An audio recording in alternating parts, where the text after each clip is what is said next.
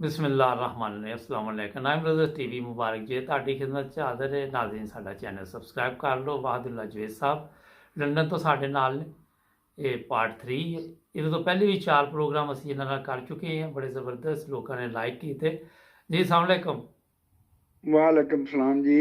ਅੱਛਾ ਜਵੇਦ ਸਾਹਿਬ जी ਇਹ ਚੀਜ਼ਾਂ ਜਿਹੜੀਆਂ ਨੇ ਕਿ ਜਿਹੜਾ ਬੰਦਾ ਵੀ ਨਮਾਜ਼ ਠੀਕ ਪੜ੍ਹਨ ਲੱਗ ਪਏ, ਕਲਮਾ ਪੜ੍ਹਨ ਲੱਗ ਪਏ, ਇਹ ਤੇ ਆਪੇ ਉਹਨਾਂ ਨੂੰ ਕਹੀ ਜਾਂਦੇ ਨੇ ਕਿ ਇਹ ਅਹਿਮਦੀ ਨੇ, ਕਾਦੀਆਨੀ हाँ ਨੇ। जी हाँ जी। ਇਹਦੀ ਕੀ ਵਜ੍ਹਾ? वो अपना इस्लाम तो गवाई बैठे है ना जी। ਹਾਂਜੀ असल इस्लाम तो काफी उन्होंने भी पता कि ਅਸੀਂ हट गए हैं। ਬਿਲਕੁਲ ਠੀਕ ਕਹਿ ਰਹੇ ਤੁਸੀਂ। ਅੱਛਾ उन्होंने पता कि ਅਸੀਂ अपने असल इस्लाम तो हटे बैठे हैं। ते ये ਜਿਹੜੇ जो करते देखो अल्लामा इकबाल ने नहीं सी कहता जी जी कि अगर किसी ने इस्लाम ਦਾ ठेठ नमूना देखना जी जी तो कादियान चला जाए। ਬਿਲਕੁਲ ਇਹ ਜੀ। ਅੱਛਾ ਇਹ 100 ਲੋਕ ਤੁਸੀਂ ਮਾਸ਼ਾਅੱਲਾ ਦੱਸਿਆ ਜੀ ਕਿ ਉਹਦੀ ਕੋਈ ਰਿਸ਼ਤੇਦਾਰ ਵੀ ਸ਼ਾਮਲ ਨੇ? नहीं रिश्तेदारों च मेरी बस एक हमशीरा सी। ਅੱਛਾ ਉਹਨੇ ਵੀ ਬਿਆਤ ਕਰਨ ਤੋਂ ਬਾਅਦ ਕਹਿਤਾ ਸੀ ਰੌਲਾ ਨਾ ਪਾਈ ਕਿਤੇ ਮੇਰੀ ਕਈ ਮਾਮਲੇ ਉਲਝ ਜਾਣਗੇ। ਮਤਲਬ ਲੋਕ ਡਰਦੇ ਜ਼ਿਆਦਾ ਨੇ ਨਾ। ਹਾਂਜੀ ਲੇਕਿਨ ਤੁਹਾਡੇ ਖਿਆਲ 'ਚ ਜਿਹੜੀ ਚੀਜ਼ ਹੈ ਕਿ ਇਸਲਾਮ ਵੀ ਜਦੋਂ ਫੈਲਿਆ ਤੇ ਕੁਰਬਾਨੀਆਂ ਤੋਂ ਬਗੈਰ ਤੇ ਨਹੀਂ ਫੈਲਿਆ ਨਾ। ਹਾਂਜੀ ਕੁਰਬਾਨੀਆਂ ਫਿਰ ਦੇਣੀਆਂ ਪੈਂਦੀਆਂ ਜੀ। ਉਹਦੇ ਬਗੈਰ ਤੇ ਨਹੀਂ ਨਾ ਚੱਲਦਾ ਕੰਮ। ਹਾਂਜੀ ਹਾਂ। ਅੱਛਾ ਇਹਦੇ ਇਲਾਵਾ ਕੋਈ ਵਾਕਿਆ ਸੁਣਾਓ ਜੀ ਕਿਤੇ ਤਬਲੀਗ ਕਰਨ ਗਏ ਹੋ ਤੇ। ਪਹਿਲੇ ਉਹ ਥੋੜੀ ਜਿਹੀ ਗੱਲ ਨਾ ਕਰ ਲਈਏ ਅੱਗੇ ਥੋੜੀ ਕਿ ਜਿਹੜੇ ਮੁਸਲਮਾਨ ਨੇ ਇਹ ਲੱਗਦੇ ਸਾਰੇ ਇਹ ਸਮਝਦੇ ਕਾਫਰ ਹੀ ਨੇ ਜੋ ਇਸਲਾਮ ਦੀਆਂ ਗੱਲਾਂ ਹਾਂਜੀ ਹਾਂਜੀ ਕਰਦੇ। ਕਰੋ ਕਰੋ ਕਰੋ ਕਰੋ। ਉਹ ਮੈਨੂੰ ਗੱਲ ਯਾਦ ਆ ਗਈ ਸੀ ਕਿ ਇੱਕ ਕਿਸੇ ਬੰਦੇ ਨੇ ਨਾ ਚੌਧਰੀ ਸਾਹਿਬ ਦੀ ਅਫਤਾਰੀ ਲਈ ਬੁਲਾਇਆ, ਜੀ ਜੀ ਚੌਧਰੀ ਜ਼ਫਰੁੱਲਾ ਖਾਨ ਸਾਹਿਬ ਨੂੰ। ਜੀ ਜੀ ਤੇ ਉਹ ਇਕੱਲੇ ਸੀ ਅਹਿਮਦੀ ਵਿੱਚ ਤੇ ਬਾਕੀ ਕੋਈ 500-400 ਬੰਦਾ ਗੈਰ ਅਹਿਮਦੀ। ਅੱਛਾ ਉਹ ਸਾਰਿਆਂ ਨੇ ਉਹਨੂੰ ਕਿਹਾ ਜਿਹਨੇ ਸੀ ਮੇਜ਼ਬਾਨ ਕਿ ਜੀ ਯਾਰ ਤੂੰ ਕੀ ਕੀਤਾ ਹੈ, ਜੀ ਜੀ ਇਹ ਤੇ ਕਾਫਰ ਨੇ, ਤੂੰ ਬੁਲਾ ਲਿਆ ਇਹਨਾਂ ਨੂੰ। ਜੀ ਜੀ ਉਹ ਕਹਿੰਦਾ ਯਾਰ ਅਫਤਾਰ ਪਾਰਟੀ ਸੀ। ਮੈਂ ਕਿਹਾ ਕੋਈ ਇੱਕ ਤੇ ਰੋਜ਼ਾਦਾਰ ਹੋਵੇ, ਬਾਕੀ ਦੇ ਸਾਰੇ ਬੇਰੋਜ਼ਗਾਰ ਹੀ ਹੋਣੇ, ਹਾਂਜੀ ਇੱਕ ਤੇ ਰੋਜ਼ਾਦਾਰ ਹੋਵੇ। ਬਹੁਤ ਖੂਬ ਜ਼ਬਰਦਸਤ ਜੀ। ਯਾਨੀ ਕਿ ਨਿਸ਼ਾਨੀ ਹੈ ਕਿ ਇਹਨਾਂ ਨੇ ਰੋਜ਼ਾ ਨਹੀਂ ਛੱਡਣਾ। ਹਾਂਜੀ ਇਹ ਤੇ ਗੱਲ ਬਿਲਕੁਲ ਤੁਹਾਡੀ ਦਰੁਸਤ ਹੈ। ਅੱਛਾ ਹਾਂਜੀ ਤੇ ਮੈਂ ਕਿਹਾ ਕੋਈ ਵਾਕਿਆ ਹੋਰ ਸੁਣਾਓ ਤਬਲੀਗ ਕਰਨ ਗਏ ਹੋ ਤੇ ਅੱਗੋਂ ਕੋਈ ਐਸੀ ਮੁਸ਼ਕਲਾਤ ਆਈਆਂ ਹੋਣ।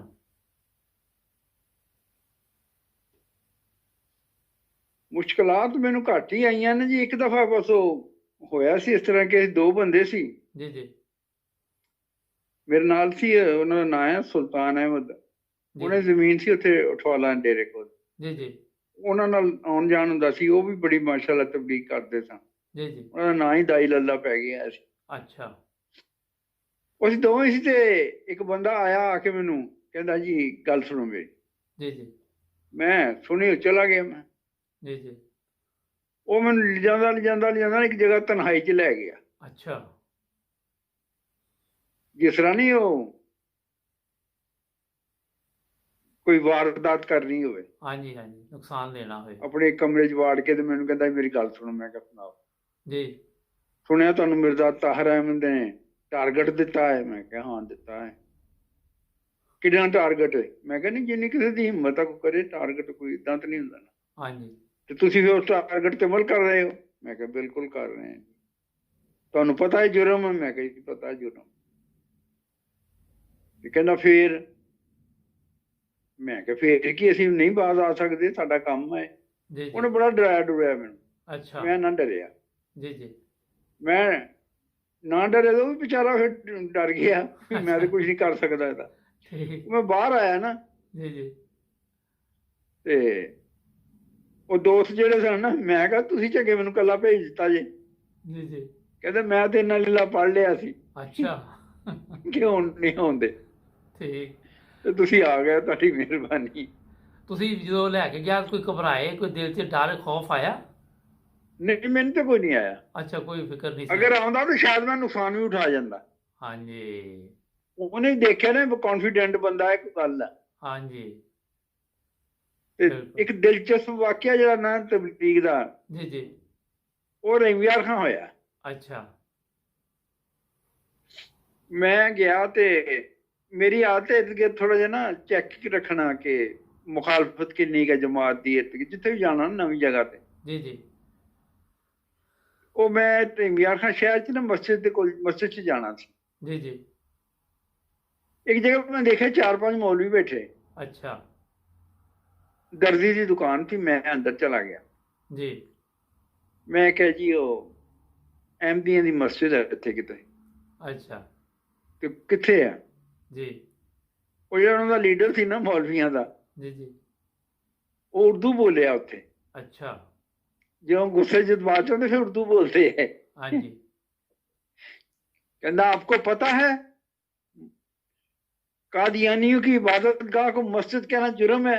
अच्छा, मैंने कहा जी हाँ मुझे पता है जुर्म है। जी, जी। कहता फिर आपने क्यों कहा? अच्छा, मैं कही मैं कह दिता जुर्म हो गया मेरे को, पर एक गल आ मौलवी साहब तुसीं गल दसो। कहना की? मैं क्या ਤੁਹਾਡੇ ਮੁਲਕ ਚ ਜ਼ਨਾ ਹੁੰਦਾ? ਕਹਿੰਦਾ ਹੁੰਦਾ। ਮੈਂ ਕਿਹਾ ਤੂੰ ਕਦੀ ਕਿਸੇ ਜ਼ਾਨੀ ਦੇ ਗੱਲ ਪਿਆ ਜਾ ਕੇ ਹਾਂਜੀ, ਵੀ ਤੂੰ ਇਹ ਕੀ ਕੀਤਾ? ਜੀ, ਜੀ। ਡਾਕੇ ਹੁੰਦੇ ਆ, ਹੁੰਦੇ। ਮੈਂ ਕਿਸੇ ਡਾਕੂ ਨੂੰ ਪੁੱਛਿਆ ਕਦੀ ਜਾ ਕੇ? ਤੂੰ ਕਦੀ ਕਿਸੇ ਚੋਰ ਨੂੰ ਪੁੱਛਿਆ? ਜ਼ਬਰਦਸਤ।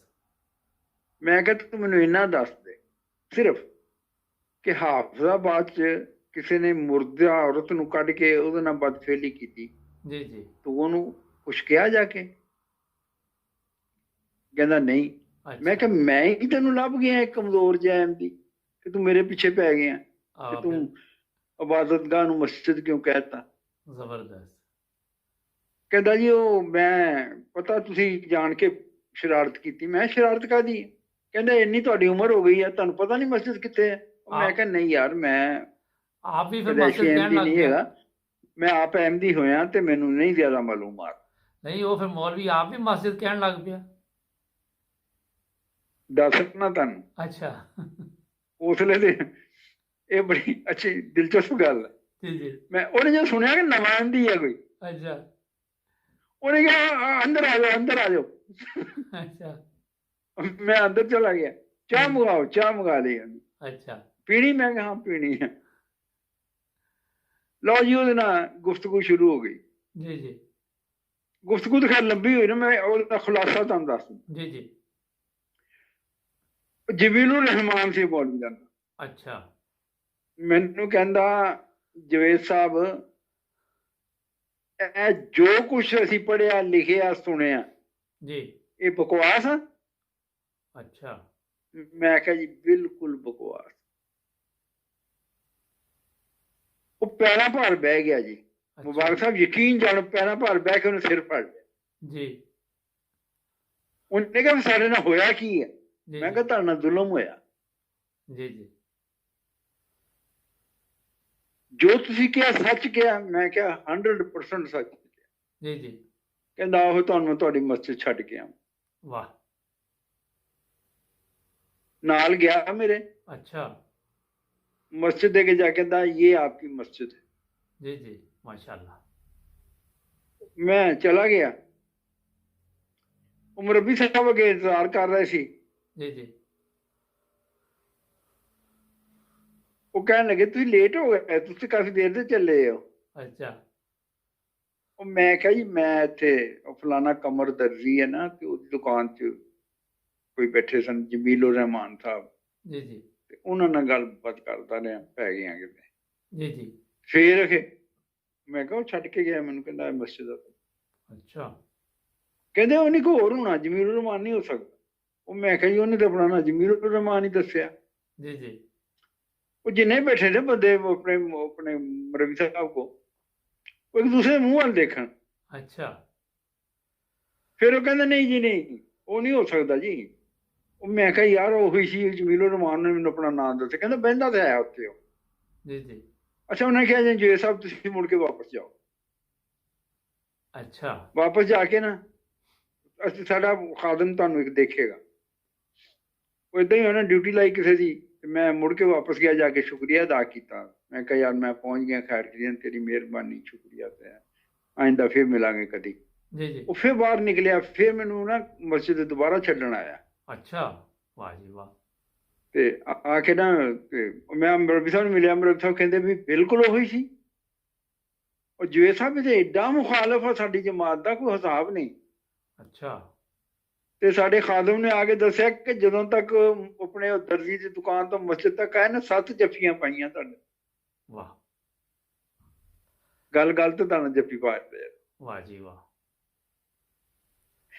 ਗੱਲ ਮੇਰੇ ਕਹਿਣ ਦਾ ਸਾਰੀ ਦਾ ਮਕਸਦ ਇਹ ਆ, ਤੁਹਾਡਾ ਜਿਹੜਾ ਸਵਾਲ ਸੀ ਨਾ ਕਿ ਇਹਨਾਂ ਲੋਕਾਂ ਨੂੰ ਇੰਨਾ ਕੁ ਵਰਗਲਾ ਦਿੱਤਾ ਹੈ। ਬਿਲਕੁਲ ਬਿਲਕੁਲ।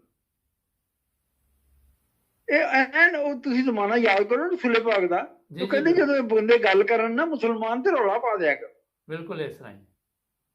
ਤਾਂ ਕਿ ਇਹਨਾਂ ਦੀ ਗੱਲ ਕੰਨਾਂ 'ਚ ਨਾ ਜਾਵੇ। ਰੂਹ ਲੈ ਲਓ ਕੰਨਾਂ 'ਚ, ਉਂਗਲਾਂ ਜੀ। ਦੇ ਲਿਆ ਕਰੋ ਕੰਨਾਂ 'ਚ। ਜੀ ਜੀ।